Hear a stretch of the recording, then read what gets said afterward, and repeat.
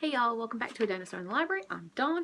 This is Vlogmas Day 23. And first of all, I want to say that today, December 23rd, is exactly 1 year since I first uploaded my first video to Booktube, to YouTube, and started my Booktube channel. So happy Booktubaversary to me, and thank you to all of you who have been around and all of those who watch my videos and comment and like and subscribe. I really appreciate it, and I think it's awesome that there are people willing to have this conversation with me virtually about books, and I hope to see even more of you in the future. But yeah, that was just to say thank you, and yay for Booktubaversaries. I'm very excited. It's been a really fun year. I had a little bit of a gap in posting there, but that's okay, and I hope that I will be a little more regular from now on. I'll probably go back to once a week after Vlogmas is over, but I'm very excited, and I'm hoping to think up some really cool stuff for the next year. So because my very first video on Booktube was my best books of 2014, I thought I would go ahead and do a best books of 2015 today, even though I have a full week before the year's over. Some of the books I read after this may be the best I've read, and I will include them in next year. But I figured it would be a nice little bookend to my first year on Booktube, so I'm going to do my top 10 books of 2015, and I cheated a little bit, so it's a little more than 10, but it won't be nearly as long as my first video, which, if you have watched, is both super awkward and super long. So I've avoided that, at least the length in this one. So okay, these are in no particular order. I grouped them.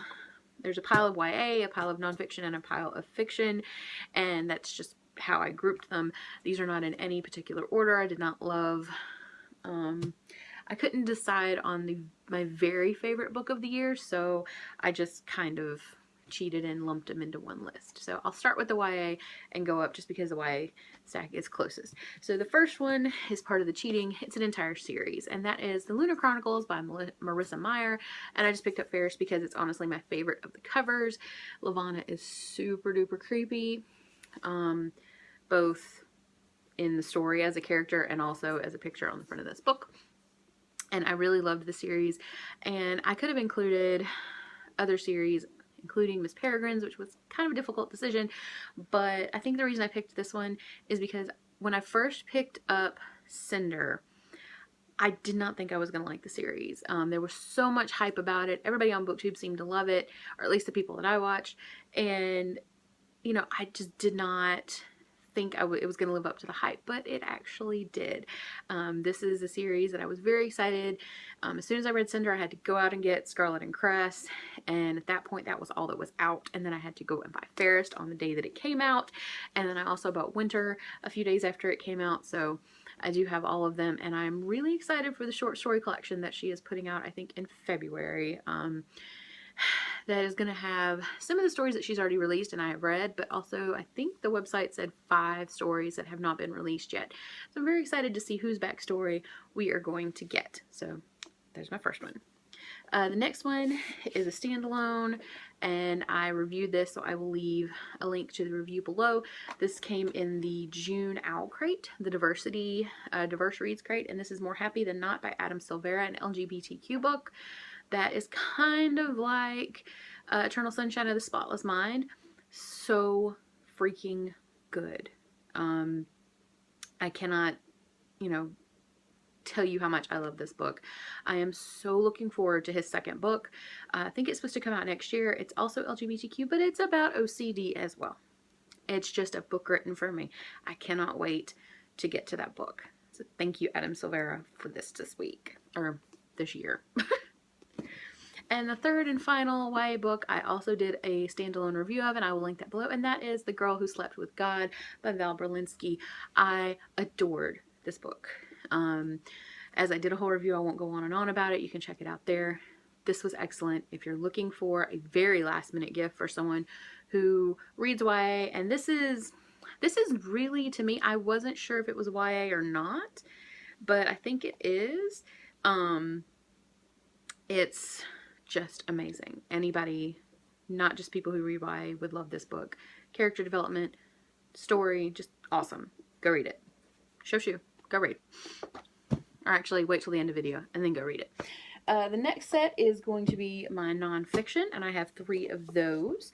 So the first one is Bad Feminist by Roxane Gay, and I kept meaning to do a review of this, but I don't think I did. If I did, I have forgotten. And if I did actually do one, I'll link it below, but I don't think I did. But I really did enjoy this book. I read Caitlin Moran's How to Be a Woman this year, and Bad Feminist is actually the book I was looking for when I read Caitlin Moran's book. I really loved Roxane Gay's point of view. I loved her honesty in this book, and I felt like she did a better job discussing the issues that she discussed here, and some of them were similar to Caitlin Moran's, and I think that she did a much better job than Caitlin. So if I was to suggest a feminist text to read from this year, it would probably be Bad Feminist. The next one is one I did a full review on, and that is Photo Booth, a biography by Megs Fitzgerald.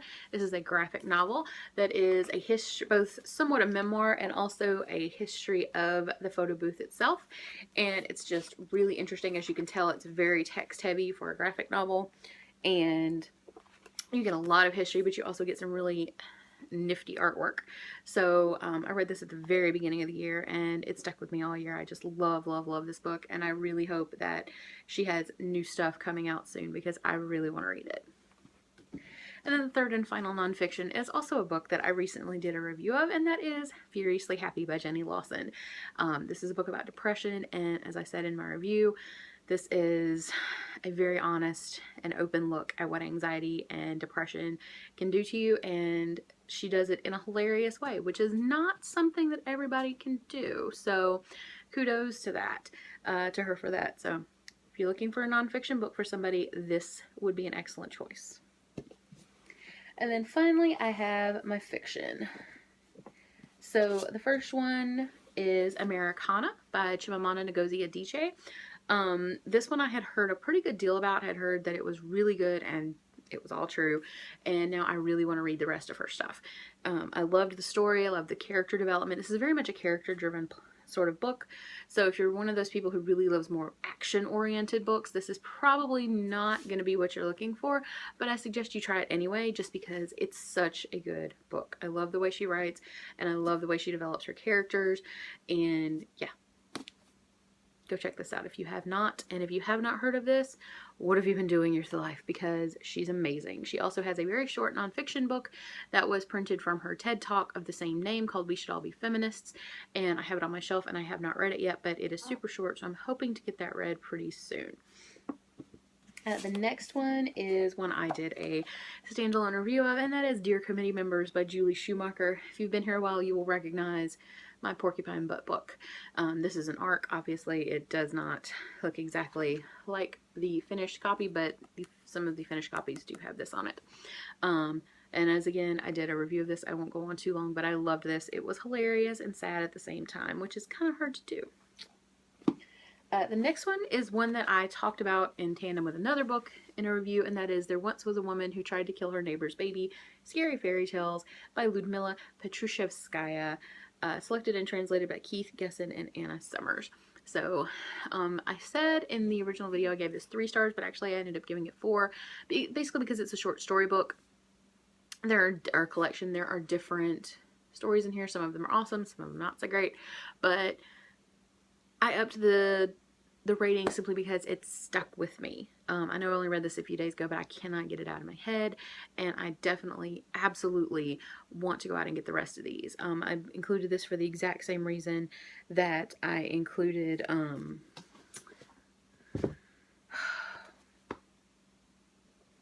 Americanah, because I immediately, as soon as I finished this, wanted to go out. Not only is this really good, I want to go out and read her other work, which is a little more difficult with her because I don't think all of hers is translated into English. But there are at least 2 more Penguin editions that are similar to this with similar titles that are collections of her short fiction, and I'm going to have to get hold of those pretty soon. So hopefully Santa brings me some gift cards. And then the final is also a cheat, and that is The Sundial by Shirley Jackson and We Have Always Lived in the Castle by Shirley Jackson. And I would have included The Haunting of Hill House, but I read it this year. It's not the first time I've read it. It was a reread for me in the middle of my Shirley Jackson-a-thon this summer, but these were two that I had not read before. Actually, I had never read any of Shirley Jackson's stuff except some of her short stories and The Haunting of Hill House. But these two are among my favorite books of all time now. I've talked about the Sundial before, and We Have Always Lived in the Castle. Shirley Jackson's characters, if you have not read her novels, are amazing. And while her earlier novels are not as good as her later novels, I would certainly suggest reading them in order of publication. So The Road Through the Wall is the first one, and then read them in order of publication after that, simply because you can watch, especially if you read them back to back. I would also suggest doing that because you can watch Shirley Jackson's character development improve and deepen over time, and you can also watch the insanity of the characters get worse and worse and worse until you get to this one, in which you have some seriously damaged people. I mean, you have damaged people in this one and the others as well, but it's just an amazing thing to watch it build. And there are some authors you can watch that with. You know, some authors you can read their early stuff and then, you know, kind of work through their catalog, but I've never experienced it in the same way as I have with Shirley Jackson's, and I really need to finish reading all of her stuff so that I can do my Shirley Jackson video. But yes, these were my last two favorites of the year. Even though it's a cheat, I'll just say Shirley Jackson was my author of the year. How about that? Solved. So those are my top 10 reads of the year. And again, I thank you all so much for being here with me for my entire first year of BookTube. This is very exciting for me. I never thought I would ever make a video and put it on YouTube, and now I've got a whole channel and 100 and something people who ostensibly pay attention to what I say. Kind of cool, a little nerve-wracking, but it's fine because we're all friends here, right? So that was Vlogmas Day 23. Tomorrow is the last day of Vlogmas. So I will be doing my top 10 anticipated reads, not necessarily of the entire year, but just my books that I want to get to really soon. And yeah, so I will see you tomorrow. Bye.